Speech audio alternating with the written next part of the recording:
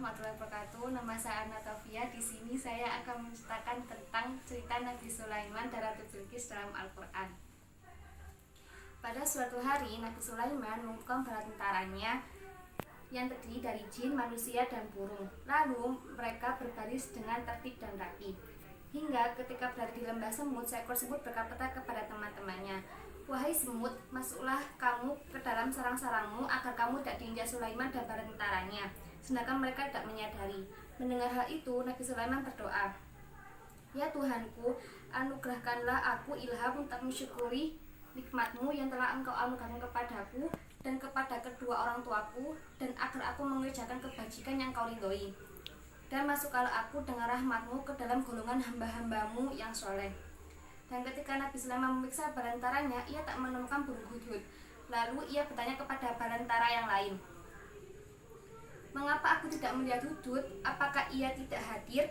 Pasti akan kuhukum dengan hukuman yang berat atau kusembelih kecuali jika ia datang kepadaku dengan alasan yang jelas." Maka tidak lama kemudian datanglah hudhud. Lalu ia berkata, "Aku telah mengetahui sesuatu yang belum engkau ketahui. Sungguh kudapati ada seorang perempuan yang memerintah mereka dan dianugerahi segala sesuatu serta memiliki singgasana yang besar. Aku, burung hudhud, dapati dia dan kaumnya menyembah matahari, bukan kepada Allah, dan setan telah menjadikan terasa indah bagi mereka perbuatan-perbuatan itu. Mereka sehingga menghalangi mereka dari jalan Allah, maka mereka tidak mendapatkan petunjuk bumi, dan yang mengetahui apa yang kamu sembunyikan dan yang kamu nyatakan. Allah tidak ada Tuhan melainkan Dia, Tuhan yang punya arsy yang agung." Lalu dia, Nabi Sulaiman, berkata, "Akan kami lihat apa kamu benar atau termasuk yang berdusta." Akhirnya Nabi Sulaiman menulis surat dan memerintahkan burung hudhud, "Pergilah dengan membawa surat ini, lalu jatuhkanlah kepada mereka. Kemudian berpanggillah dari mereka, lalu perhatikanlah apa yang mereka katakan." Setelah surat itu diterima oleh Ratu Bilqis pun berkata kepada para pembesar kerajaannya, "Wahai para pembesar, sesungguhnya telah disampaikan kepadaku sebuah surat yang mulia. Sesungguhnya surat itu dari Sulaiman yang isinya dengan nama Allah yang Maha Pengasih, Maha Penyayang. Janganlah engkau berlaku sombong kepadaku dan datanglah kepadaku sebagai orang-orang yang berserah diri." Setelah surat itu dibaca oleh Ratu Bilqis di hadapan para pembesar kerajaannya, Ratu Bilqis berkata, "Wahai para pembesar, bila aku pertimbangan dalam perkaraku ini, aku tidak pernah memutuskan suatu perkara sebelum kamu hadir dalam majelisku." Mereka menjawab, "Kita memiliki kekuatan dan keberanian yang luar biasa untuk berperang, tetapi keputusan berada di tanganmu, maka pertimbangkanlah apa yang akan engkau perintahkan." Dia, Ratu Bilqis, berkata, "Sesungguhnya raja-raja menaklukkan suatu negeri. Mereka tentu membinasakannya dan menjadikannya penduduk yang mulia jadi hina, dan demikian yang akan mereka perbuat. Dan sungguh, aku akan mengirim utusan kepada mereka dengan membawa hadiah, dan aku akan menunggu apa yang akan dibawa kembali oleh para utusan itu." Setelah Ratu Bilqis memerintahkan utusannya untuk memberikan beberapa hadiah dan mengirimkannya kepada Nabi Sulaiman alaihissalam. Setelah utusan Ratu Bilqis sampai di kerajaan Nabi Sulaiman alaihissalam, Nabi Sulaiman alaihissalam berkata, "Apakah kamu akan memberi harta kepadaku?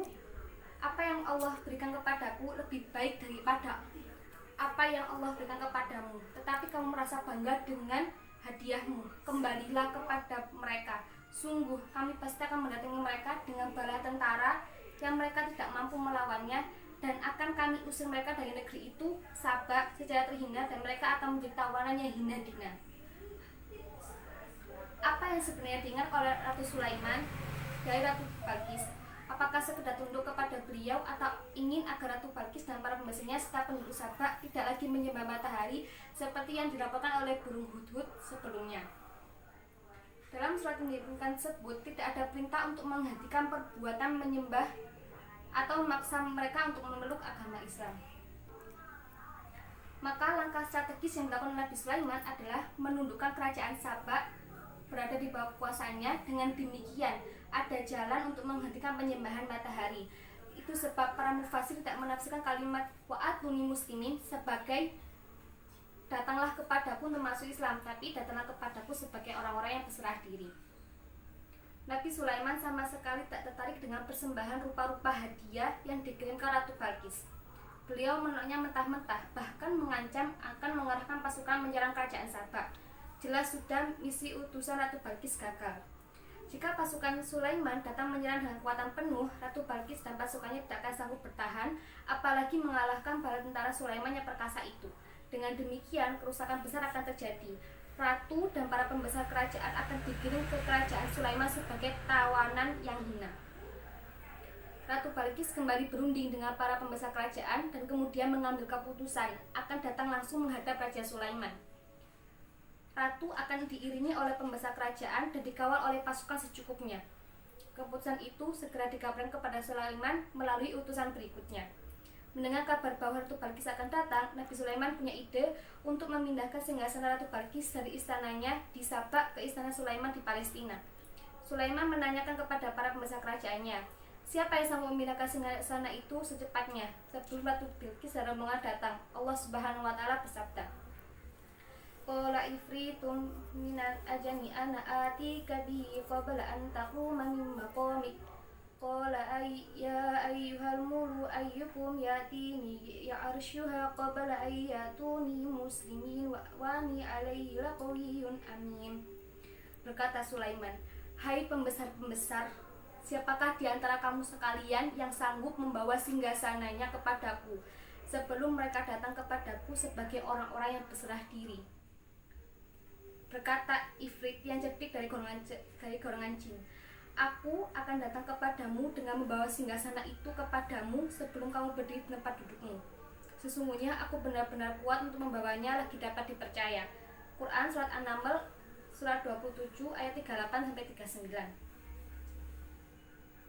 Menurut Muhammad ibn Ishaq, seperti dikutip Ibnu Katsir dalam kitab tafsirnya, setelah para utusan kembali dan melaporkan penolakan dan ancaman Ratu Sulaiman, Ratu Balkis menyatakan, aku sudah tahu bahwa Sulaiman itu bukan hanya seorang raja. Kita tidak punya kemampuan untuk menghadapinya. Kemudian, Ratu mengirim utusan menyampaikan pesannya kepada Sulaiman. Aku akan datang menemui engkau bersama para pembesar kerajaan kaumku. Aku akan lihat apa titahmu dan apa agama yang engkau ajak kami mengikutinya. Setelah itu, Ratu melakukan persiapan perjalanan.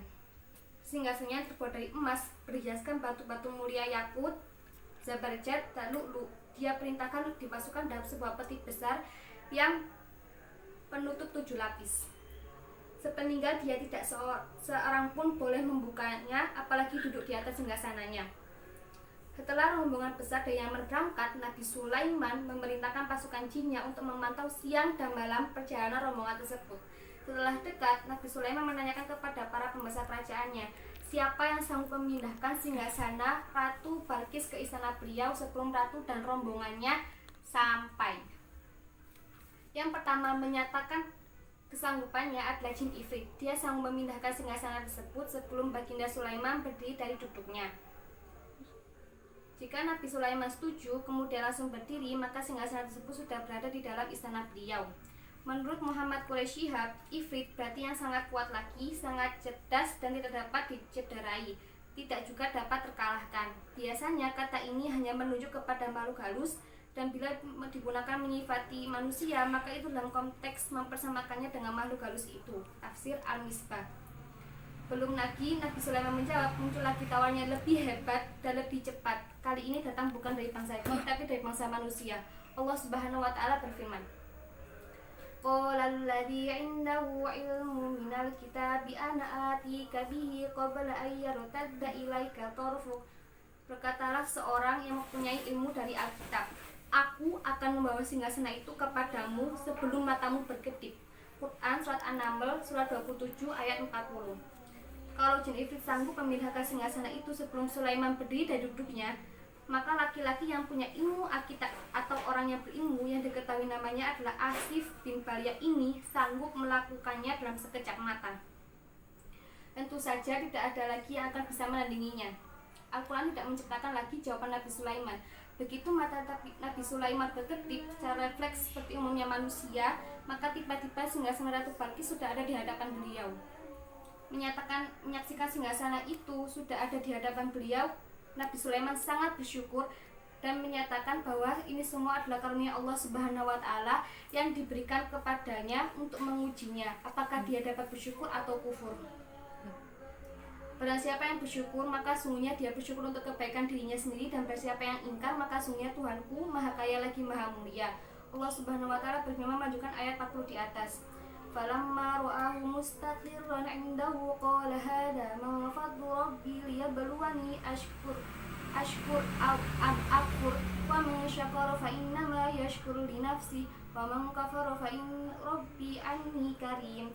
Maka tatkala Sulaiman melihat singgasana itu terletak di hadapannya, ia pun berkata, ini termasuk karunia Tuhanku untuk mencoba aku, apakah aku bersyukur atau mengingkari akan nikmatnya. Dan barang siapa yang bersyukur maka sungguhnya dia bersyukur untuk kebaikan dirinya sendiri, dan barang siapa yang ingkar maka sungguhnya Tuhanku Maha Kaya lagi Maha Mulia. Quran Surat An-Naml ayat 40. Sekian dari saya. Wassalamualaikum warahmatullahi wabarakatuh.